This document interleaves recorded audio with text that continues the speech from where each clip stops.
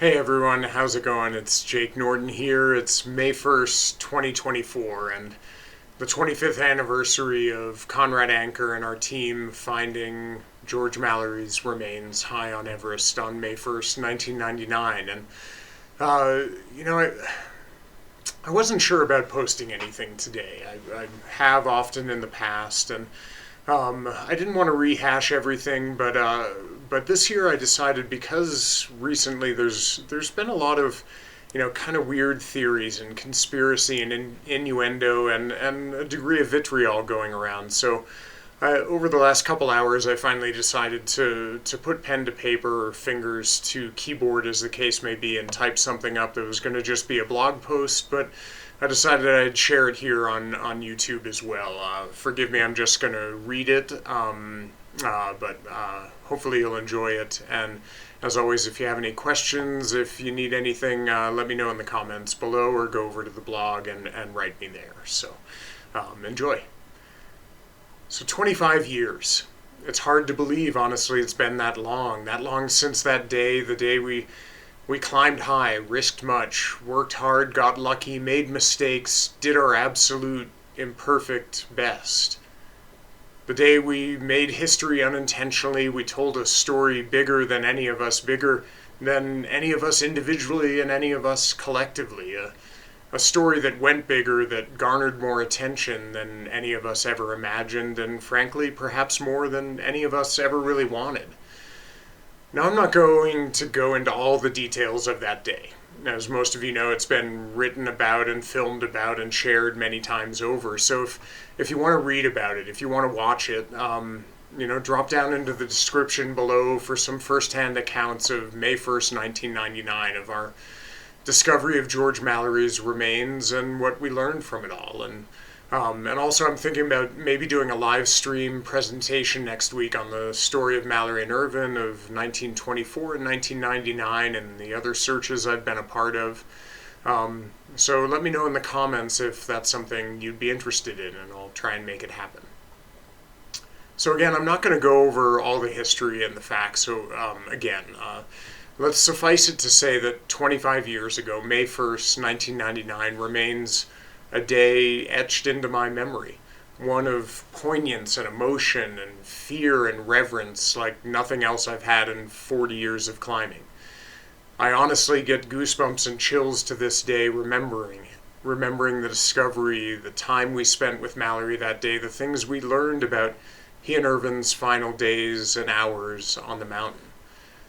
Instead, what I want to talk about now, to address somewhat, is the conspiracy theories being batted about, the fever dreams and innuendo and outright imagined facts spewed by those who somehow seem convinced that they know precisely what was in the minds and hearts of the five of us sitting for hours at 27,000 feet on that day 25 years ago.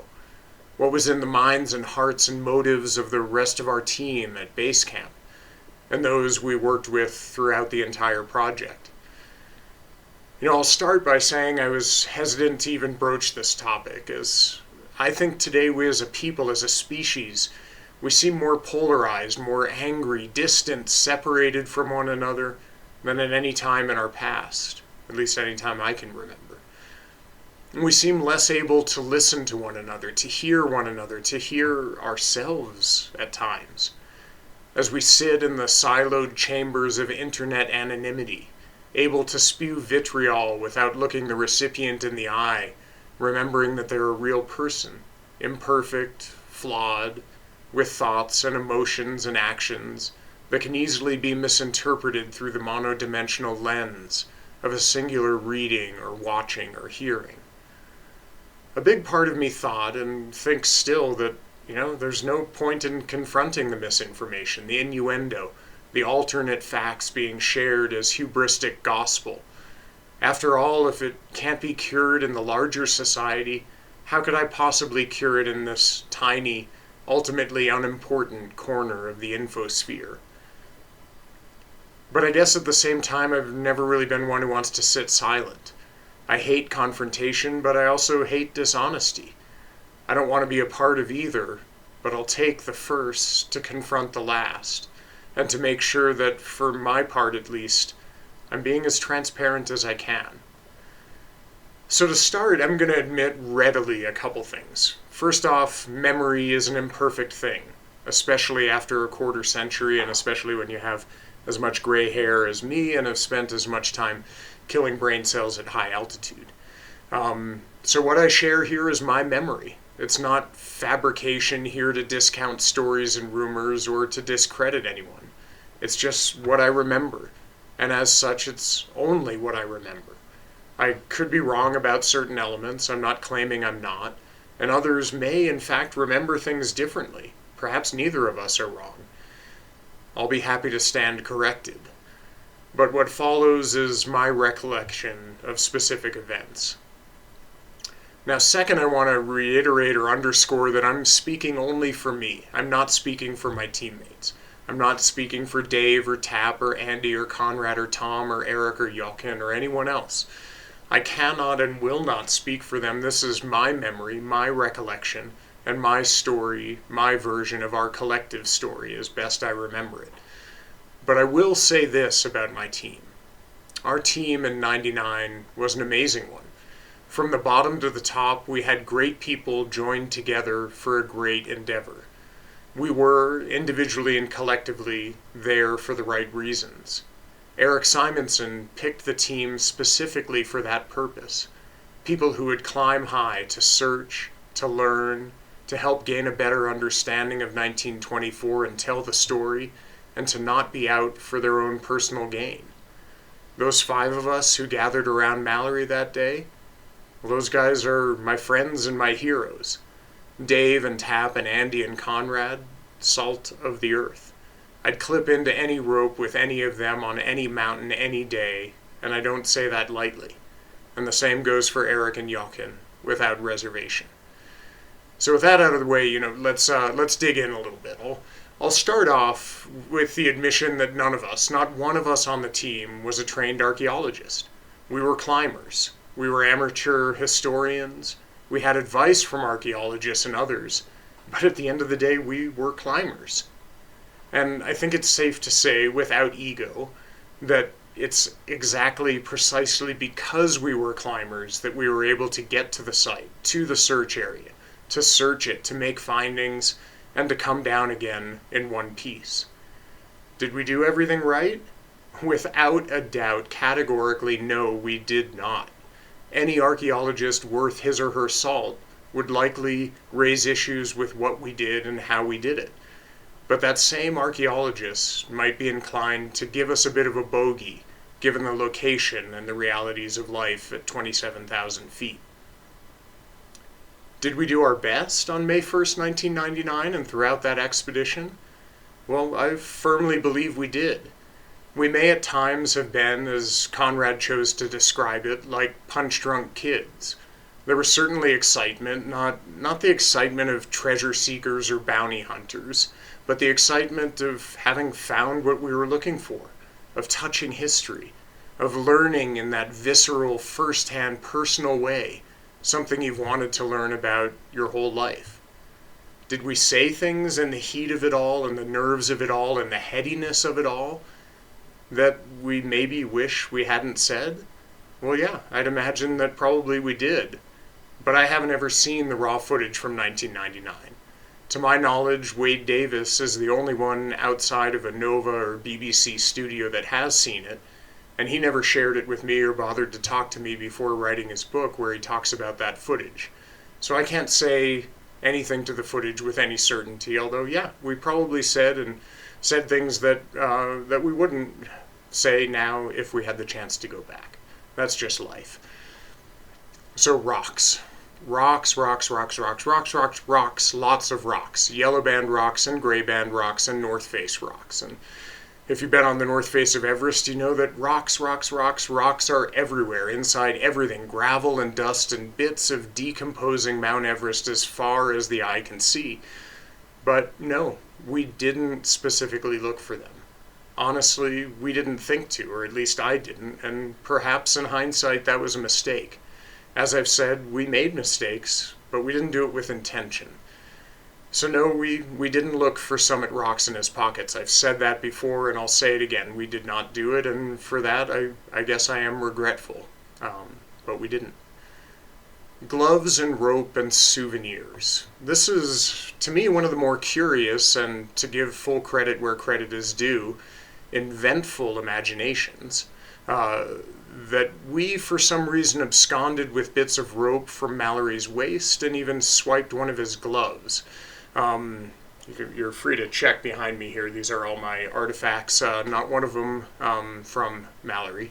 But I have no idea where the former comes from, the rope disappearing. It's all accounted for from what I know. And the latter bit comes from a discrepancy between our official expedition book, Ghosts of Everest, which is linked below, and Conrad Anker's book, The Lost Explorer, which is also linked below. In Ghosts, it says we found one fingerless glove. In Conrad's book, which was written by the late David Roberts, it says a pair of gloves were found. I can only say regarding the gloves that I only remember finding one glove, and Tap Richards and I were doing most of the finding of the artifacts on Mallory's body. So my hunch is that David Roberts made a mistake, as people do, as authors do, as even David Roberts and Conrad Anker do.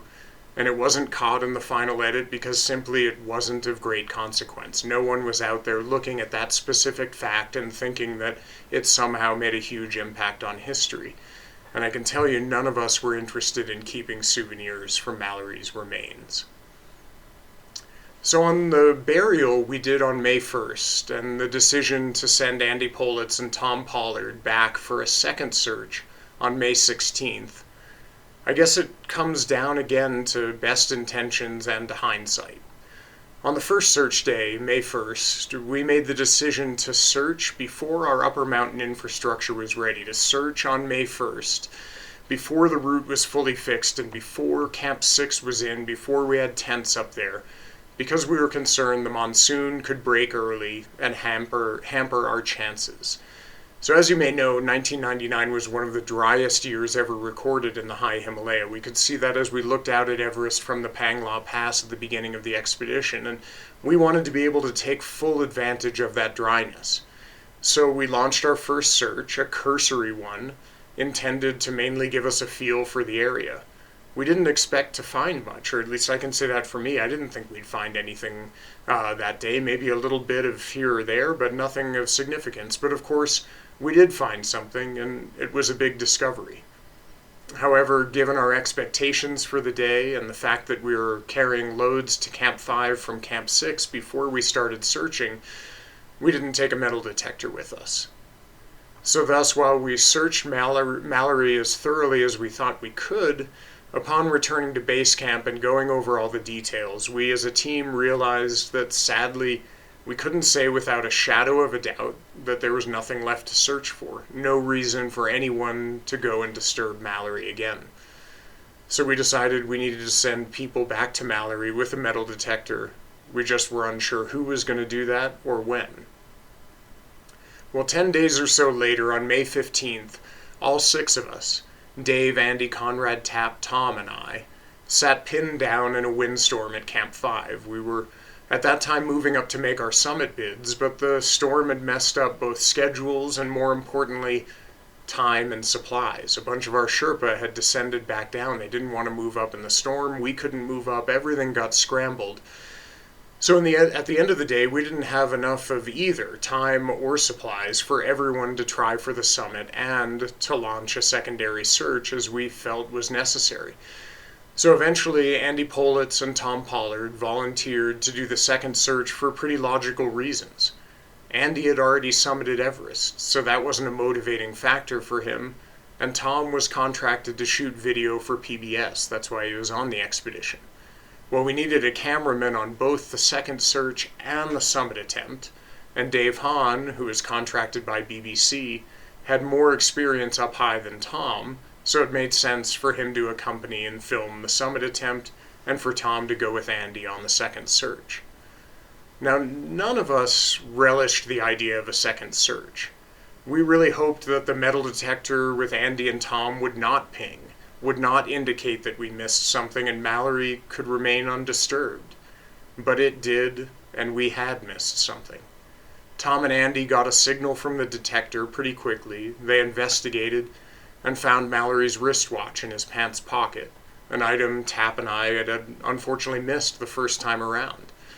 Andy and Tom then reburied Mallory and again consecrated the site with Psalm 103 as we had 2 weeks prior. I wasn't there that day, so I can't say much more about what went on or the personal interactions with Mallory, so on and so forth. But I can say none of us wanted a second search to be needed, but it was needed, and so we did it as best as possible. So one of the final bits I wanted to cover is about good old oxygen bottle number 9. So after Tap Richards, Dawa Sherpa, Ong Pasong, and I turned around at Mushroom Rock on Summit Day, May 17th, Tap and I decided we would, as had been discussed previously, look for the oxygen bottle that Eric Simonson saw on his summit bid back in 1991, 8 years before. So we rappelled down the first step and prepared to look. Eric was on the radio talking to us, and Tap went off first to begin searching, and I went over to Fran Arsentiev's remains. If you don't know, Fran Arsentiev had passed away the year before, in 1998, and she was still sadly attached to the fixed lines. Well, we had gotten a request from her family to move her, if at all possible. Well, I went over and I tried to, but she was as fused to the mountain as Mallory was, and I honestly couldn't budge her. So I moved the climbing route instead up by about 30 feet or so, tying off and re-anchoring the fixed lines so the route no longer went right to her, and she could rest in peace. I then moved down to near where Tap was and began looking around as Eric gave some guidance and instructions and recollections over the radio. Now, for whatever reason, I was kind of drawn up onto the ridge crest beneath the first step. It's where some of the terrain tends to lead you, and I was walking in total whiteout conditions, as was Tap. I was up along the cornices, and I suddenly saw this kind of weird shadow, a faint but strange shadow in front of me. I was moving slowly and wary. I was reaching out with my ice axe, probing in front of me, and eventually I could make out what it was. It was a body-sized hole in the cornice, dropping down the Kangshung face. It was quite possibly where my friend Vasily Kopitko met his demise a week earlier. So I moved away from the cornice quickly and descended from the ridge crest, looking for Tap, who was down below. We met up minutes later. He was carrying something, a long, brown, rusted cylinder, obviously from another era. Well, this turned out to be oxygen bottle number 9, one of Mallory and Irvine's from 75 years prior, and one of the ones that's referenced on the envelope that we found in his pocket. Now, I never saw precisely the spot where Tap found the bottle, nor did we have GPS to take coordinates, and it was, as I said, total whiteout conditions, so photos honestly would have done no good. It would have just been white on white. The issues here, the conspiracy theories, are kind of twofold. First, I've been accused of intentionally moving the bottle's location because I improperly placed it on the virtual Mount Everest I created during COVID. It was a panorama project that let you view and interact with Everest, and not just Everest, all the peaks around from lots of different views. So Michael Tracy that year very nicely pointed out the issue to me, and I moved the pin for bottle number 9 to a location he suggested and tried to get it right. So my excuse for misplacing it, in all honesty, carelessness and ignorance. Carelessness in that I wasn't really making the virtual Everest as a research tool, but rather as a fun, informative, interactive thing. So I placed the marker for oxygen bottle number 9 in roughly the right place, but without any precision, and I put it below the first step and about where I remembered Tap found it. So, and I also misplaced it through admitted ignorance, as I just said, because I didn't really know where the bottle was precisely found, because Tap Richards was the one who found it. Now, second, Dave Hahn has said that one of the Sherpas said on our summit day that they found an old bottle and moved it to a place where it could be found more easily.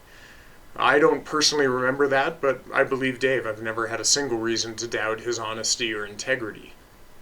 But that said, we don't know, or at least I don't, if that was truly an old bottle or just an older bottle, like from 1975 or 1960. The latter bottle, the 1960 ones especially, look quite old. They've got this rounded bottom and they look like 24 or 22 bottles, but they aren't as old as the ones we wanted to find. And the only Sherpa with us that day were Dawa and Ong Pasong. They stayed with Tap and I until we were back at Camp 6, so if there was another bottle found, after they saw what bottle number 9 looked like, I would think they would have said something like, hey, I found this other bottle in the morning, or that's the bottle that I moved there this morning, so on and so forth. But they didn't say anything about that. And finally, if a different old bottle was found by either Dawa or Ong Pasong and moved to a better spot, a spot easier to find and less easy to forget, it seems odd that they would have put it off the climbing route, on the ridge proper, instead of in the rocks of the climbing route, tied to the fixed line where it would certainly not be missed. And it also seems odd that they would have put it in a place that was almost identical to what Eric described on the radio, what he described seeing in 1991 and directed Tap Richards to. So in the end, I'm pretty certain the bottle Tap found is the bottle Eric saw in 1991 and directed us to in 1999, and is probably exactly where it was placed by Mallory and Irvine back in 1924.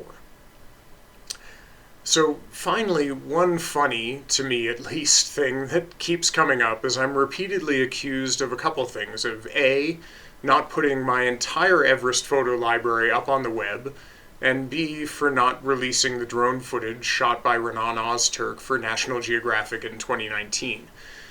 Well, on the first count, my Everest library, 8 expeditions, 5 of them to the north side, consists of at least a couple 100,000 images, plus terabytes of video footage. And honestly, I don't have the time, energy, or desire to put them all up on the web and do so in a way that anyone could find anything they were looking for. But that said, I've put and shared most of the shots from my archive that have any relevance to the story up on the web, up on my blog. I've shared them and discussed them, and I have no problem sharing more if and when asked. So if you have a photo you want to see, if you think I might have one of an area that has promise, let me know. Put a comment in the comments. Send me a message on my website, on my blog. I'm not that hard to find. Ask me for what you want, and I'm happy to get it out there. As for Renan's drone footage, well, I'd love to see it too, but it's his, not mine. I haven't seen it, I don't own it, I didn't shoot it, I can't release it. Hard stop. But just as an aside, I don't think Renan not releasing the drone footage is an indication of anything aside from time, energy, no one asking, and the footage showing a lot of probably nothing to see. I could be wrong, but that's my guess. At any rate, this is a lot of information and a long video, going to be a long blog post. I could go on, but, part of me wonders, to what end? Sadly, those people who are prone to distrust and disbelief. I guess those who want to assume the worst rather than assume the best. Those who see nefariousness and conspiracy around each corner rather than seeing the world as it is, or at least as I see it. Imperfect and full of imperfect people doing their imperfect best. Well, I'm not going to change their minds in a boring YouTube video. So to them, to those of you who are certain that we did wrong in 1990, so to them, to those of you who are certain we did wrong in 1999, who are certain we botched the story and messed up the evidence and hid the truth and lied about it all, well, I invite you to go up there and have a look yourself. It's a beautiful place, I can assure you. Search around and see what you find. It's not easy, but I'll be there rooting for you. I, for one, hope you'll find something, and if you do, I'm going to believe what you say. I'm going to applaud your efforts, forgive your errors, and just at the end of the day, hope it tells us more of the story. Because, in 100 years, our 99 team has been the only team that really found much of anything. And we only did so because of an amazing convergence of a great team, great leadership, solid partners, hard work, tenacity, and a heavy dose of luck. So thank you all. Happy May 1st, and I wish you all well and hope to hear from you soon. All the best.